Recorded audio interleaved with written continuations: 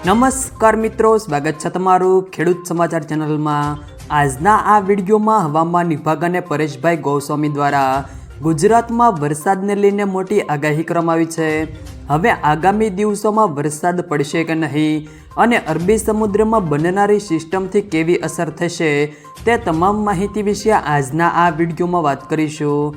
વિડીયોમાં આગળ વધતા પહેલાં જો તમે અમારી ચેનલમાં નવા છો તો ચેનલને સબસ્ક્રાઈબ જરૂર કરજો, જેથી અમારા આવનારા તમામ વિડીયોની માહિતી તમારા સુધી મળતી રહે। તો ચાલો શરૂ કરીએ આજનો આ વિડીયો। ગુજરાતના મોટાભાગના વિસ્તારોમાંથી ચોમાસાની વિદાય થઈ ગઈ છે।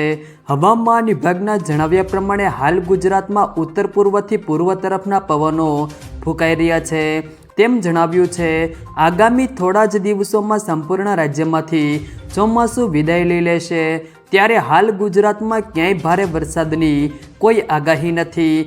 ત્યારે હવામાન નિષ્ણાંત પરેશ ગોસ્વામીએ આગામી દિવસોમાં ગુજરાતનું હવામાન કેવું રહેશે તે અંગેની આગાહી કરી છે।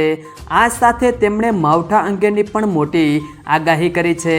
ગુજરાતમાં હાલ કેટલાક વિસ્તારોમાં વાદળછાયું વાતાવરણ છવાયેલું જોવા મળે છે। આજથી 9 ઓક્ટોબર દરમિયાન ગરમીને કારણે છૂટાછવાયા માવઠાના ઝાપટા પડી શકે છે। આ દિવસોમાં જ્યાં પણ માવઠું પડશે ત્યાં એકદમ સામાન્ય અને છૂટાછવાયા ઝાપટા પડશે। આ સાથે તેમણે એમ પણ જણાવ્યું છે કે આજથી રાજ્યના અનેક વિસ્તારોમાં ભારે પવન ફૂંકાવાનું ચાલુ થઈ જશે।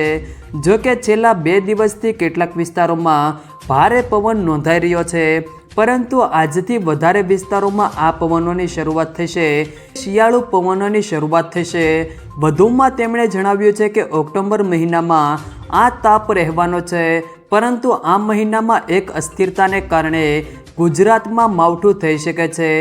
આ માવઠું 15થી 20 ઓક્ટોબર વચ્ચે થવાની સંભાવના છે। તે પહેલાં ખેડૂત મિત્રોએ પોતાનું ચોમાસું પાક સાચવી લેવા જોઈએ। અરબ સાગરમાં અસ્થિરતાને કારણે ગુજરાતમાં માવઠું થશે, જેમાં દક્ષિણ ગુજરાત અને સૌરાષ્ટ્રના દરિયા કિનારાના વિસ્તારોમાં માવઠું થઈ શકે છે। જો મિત્રો વિડીયો પસંદ આવ્યો હોય તો વિડીયોને લાઈક કરો, તમારા મિત્રો સાથે શેર કરો, અને જો તમે અમારી ચેનલમાં નવા છો તો ચેનલને સબસ્ક્રાઈબ જરૂર કરજો, જેથી અમારા આવનારા તમામ વિડીયોની માહિતી તમારા સુધી મળતી રહે।